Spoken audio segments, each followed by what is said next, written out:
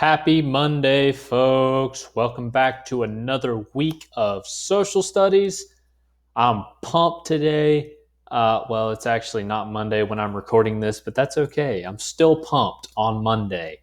Even though it's Monday, I'm super excited because we're still talking about one of my favorite parts of history, the Renaissance. Specifically, today, we're going to talk about the Northern Renaissance. So, last week, we talked about the Renaissance in Italy and kind of what that looked like, some key players, key figures in the Renaissance in Italy. You did some reading for me. We might talk about it a little more as we go through, but today we're going to talk about the Northern Renaissance, which took place where? Yes, north of Italy. So, ideas tend to do what? They tend to spread because of that fifth theme of geography known as movement. Yes? By the late 1400s, Renaissance ideas began to spread to Northern Europe, especially to France. England, Germany, and Flanders. Flanders is like modern day Belgium area. France and England were just a tad late in getting these Renaissance ideas because they were busy fighting each other in the Hundred Years' War.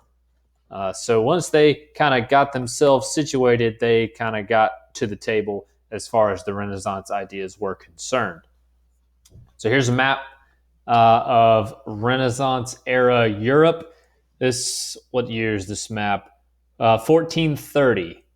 So we've got England, Wales, Scotland, all this. This is modern day France, but this pink part was France. Yes, this purple was actually controlled by England at the time.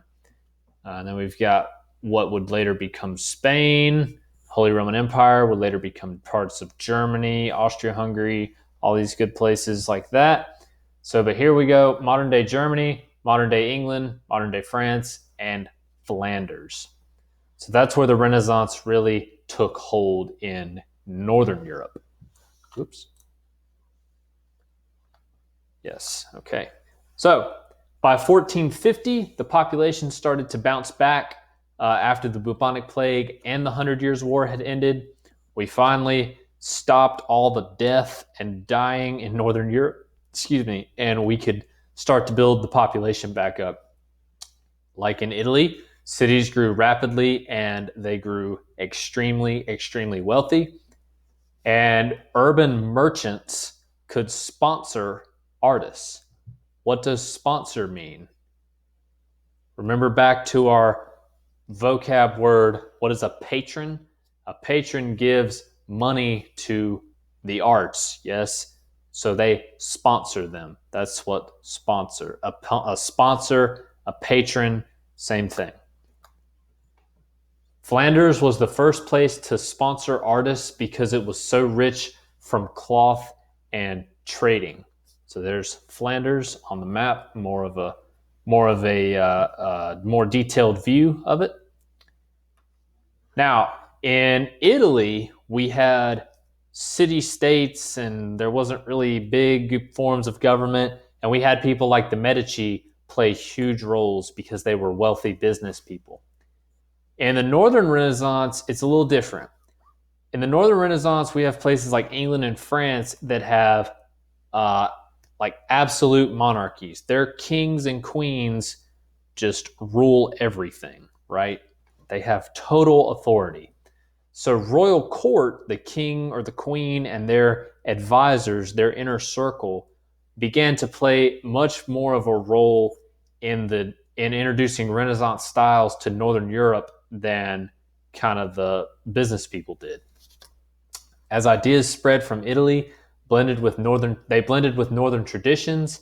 So the Northern Renaissance kind of developed its own character. It did have quite a few elements of the Italian Renaissance, but it's very distinctive. And that's why we don't talk about them together. We kind of separate the two. Many humanists were interested in religious ideas rather than secular themes that were popular in Italy. So remember, humanists in Italy, we wanted to focus more so on the human aspect of things and not the religious aspect of things. Now we get these humanists in Northern Europe that are more interested in religion. What in the world? They can't make up their mind, right? So artistic ideas spread. We're going to talk more about Renaissance art later this week, actually on Friday. In 1494, a French king launched an invasion through northern Italy. Many people, including artists, were forced to flee to find a safer life in Northern Europe because, that's a push factor. Yes, you'll find that we talk about geography a lot. Even though we're technically done with it, we're going to talk about it a lot. That's a push factor. War makes one move or makes one want to move. So they run away. They run away and then they go to Northern Europe and they bring their artistic ideas with them. Same thing for writers. Renaissance ideas influenced writers and philosophers of Northern Europe in a variety of ways. Writers in Northern Europe adopted the idea of humanism, but gave it more of a religious slant. And we'll talk about some of these writers here in a bit. Some of the Northern humanists were called Christian humanists, because they wanted to focus on the humanistic things, but through a religious lens, which kind of weird, right? Now, here are two of my absolute favorite people, and they are Christian humanists. The best known of these are Desiderius Erasmus. That is how you say those two names. Desiderius is his first name. Erasmus is his last name. And that is him right there. What a guy. Just look at that coat. He just looks like he is just on top of the world. And the second of these is Thomas More. Again, got the sweet coat, the sweet necklace, got the hat, got the just determined look in his eyes. Man, I mean, you can tell these two, when they were together, I bet they were some trouble. And they were best friends. So Desiderius Erasmus and Thomas More are two of our Christian humanists. And they're BFFs, right? So a bit about Desiderius Erasmus. He received honors from kings, princes, and cardinals in the Catholic Church for his brilliant writings. His most famous book, The Praise of Folly, poked fun at greedy merchants, heartsick lovers, and pompous priests. So he looked at things from a very human point of view. And he wrote that book while staying at Thomas More's house. And this next one is a super, super important idea that we're going to talk about, especially when we talk about the Reformation. Erasmus believed in Christianity of the heart, not of ceremony and rules. And I just want you to think on that. What does that mean? What does that mean? And we're going to talk about that a lot when we talk about Martin Luther and the Reformation. He also believed that all people should read the Bible in order to improve society, because as we said the other day, the majority of the population at this time could not read. So he believed that all people should learn to read and read the Bible. Next, we get to Sir Thomas More. He wrote Utopia, a book about flawless society. He wrote that in 1516. Utopia has come to mean an ideal place due to Sir Thomas More's book. If you ever hear someone talk about a utopia, it's an ideal place, flawless place. Just think of it like a place where nothing ever goes wrong. That's what a utopia is. And in Utopia, the book, greed, corruption, war, crime, all of that badness has been weeded out. That's just not there. Everybody's great. Everybody's happy. Or are they? And then I'm sure you all know who this is. William Shakespeare. He was a playwright in Renaissance England. Many consider him to be the greatest playwright of all time. He brought us a whole list of phrases into the English language, but two of my favorites are break the ice and good riddance. Those are Shakespeare originals. So, I know we talked about this a little bit last week, but now we're going to go a bit more in depth. Gutenberg. Oops, must be a typo. So Johannes Gutenberg invented a printing press, which is a machine that presses paper against a full tray of inked movable type.